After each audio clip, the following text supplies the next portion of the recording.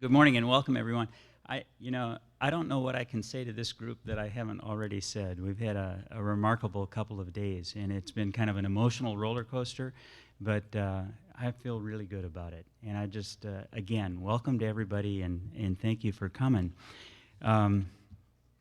This is really a special exhibit, more than a showcase for the space shuttle Atlantis. This facility tells the amazing 30-year history of our shuttle program. And it gave us the Hubble Space Telescope, the International Space Station, and much, much more. And Challenger and Columbia, they're a part of that 30-year history. And I think, the vehicles are part of our family as well as the crews. And we don't ever want to forget them. We want to remember them. And this really does that. Working with the families, we have developed this new exhibit that honors them, their vehicles, and the KSC and NASA civil servants that cared for them and returned them to flight. And I think that's pretty special. When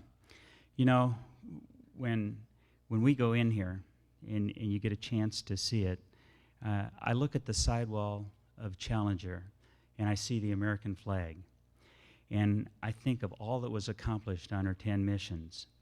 I see the smiles and faces of her crew as they walked out of the crew quarters in the operations and checkout building to get in the Astrovan for that ride to the pad. And I see our will to persevere in the face of adversity and rise above it and come back even stronger. I said this last night and I want to say it again. They say that the eyes are the windows to our soul. And I truly believe that. When you look in someone's eyes, you know who they are. And when I go in here and I look into the windows of Columbia, they're the soul of Columbia. And I see, John Young and Bob Crippen taking off on the boldest test flight this nation's ever flown, the first flight of America's space shuttle, Columbia, a reusable spacecraft. I see all the crews. I see myself, a much younger Bob Cabana on his first command. And I see Rick and Willie and the rest of the crew of 107 smiling. I just see them enjoying space. And it's truly, truly amazing. I believe it's important to share this story with everyone and not just push it aside and try and hide it. These crews and these vehicles are part of who we are as an agency and a nation. They tell the story of our never-ending quest to explore and our undying spirit to never give up.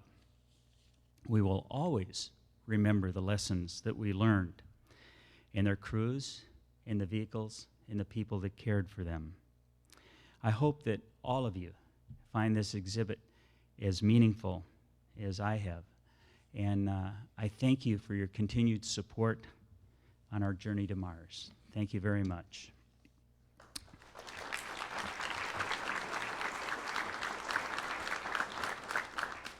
At this time, it's my great pleasure to introduce a close friend of mine, someone that helped make this possible.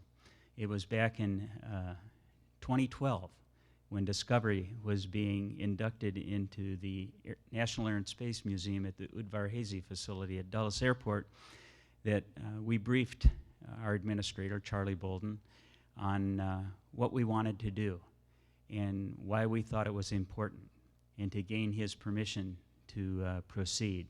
And he was totally in favor of it. And we couldn't have accomplished this, we couldn't have done it without his help and support. So for me, it's really special to have Charlie as a part of this. So I won't say any more. You all know what a special person he is and what an outstanding job he is doing leading this agency in our quest to explore and go even further. Our administrator, Charlie Bolden.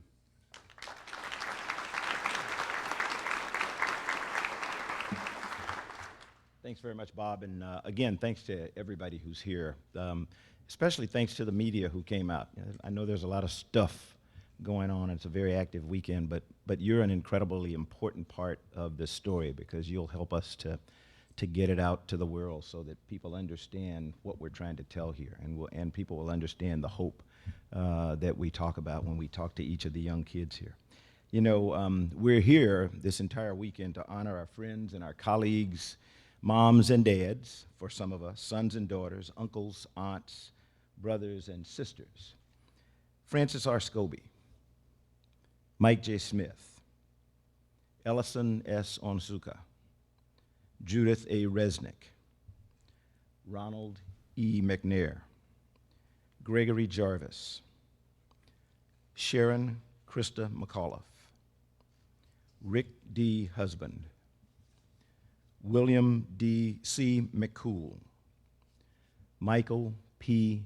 Anderson, Kalpana Chawla, David M. Brown, Laurel B. Clark, Elan Ramon. Every single one of them is with us as we sit here. Every single one of them is watching us as we come here to celebrate. And every single one of them is incredibly happy as they look down on what they were a part of and what they made possible. You know, the poet Hannah Senesh writes, and I quote, "There are stars whose radiance is visible on earth, though they have long been extinct. There are people whose brilliance continues to light the world, even though they are no longer among the living. These lights are particularly bright when the night is dark. They light the way for humankind," unquote. The crews of STS-51L Challenger and STS-107 Columbia are forever a part of a story that is ongoing.